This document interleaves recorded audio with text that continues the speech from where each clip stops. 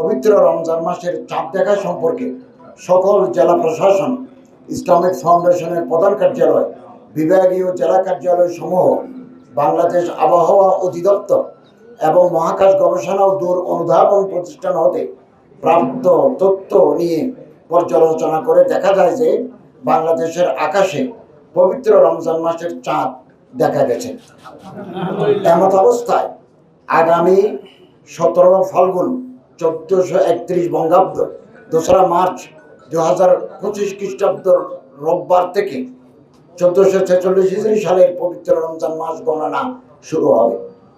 তৎপ্রেক্ষিতে আগামী 26 রমজান 1446 হিজরি, 13 চৈত্র 1431 বঙ্গাব্দ, 27 মার্চ 2025 খ্রিস্টাব্দ তারিখ বৃহস্পতিবার দিবাগত রাতে পবিত্র লাইলাতুল কদর উদযাপিত হবে ইনশাআল্লাহ।